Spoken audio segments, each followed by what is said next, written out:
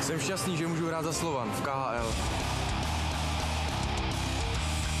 Prvý gól Slovana v súťaži nesie rukopis Milana Kytnára. Dostal som tak odrezenému puku, dal som to do brány. Prišlo aj prvé víťazstvo, z Bratislavy odchádzal pokorený moskovský Spartak.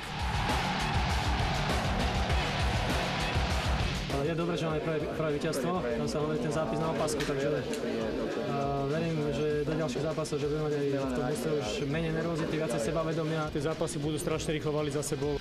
Nenechali na seba čakať aj ďalšie víťazstvá. Dominoval vynikajúci Jaro Janus, mužstvo viedol dirigent Miro Šatan, lídrov však bolo viac. Keď sa pozrite na súpisku Slovana, tak snáď všetci vidia, že to je polovička nároďáku. Atmosféra v tíme strhla aj ďalšiu posilu ako remeň. Neviem kam, ale chcel by som niekde hrať, takže ešte neviem kde, ale Slovan je jedna z možností. Nakoniec to vyšlo, Višňa hral, odchod späť za more bol emotívny.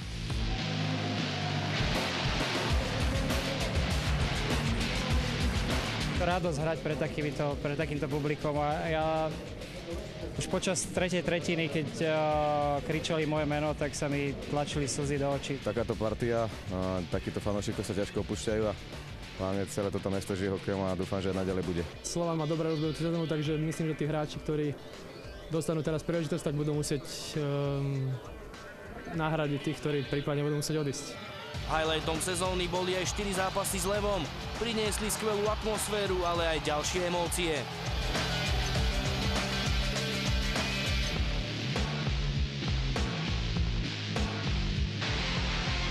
Slovna v Daréna praskala vo švíkoch, termíny vypredané a biznis s lístkami poriadne rezonovali.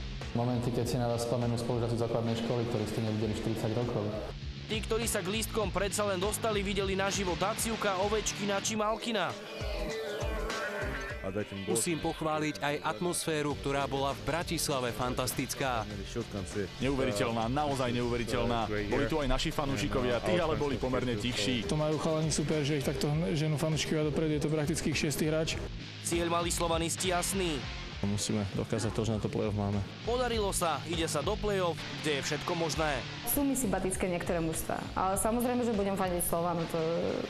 To není ako z pracovnej povinnosti, ale proste ako srdcom s nimi, nie? Velký dík patří našim fanouškům.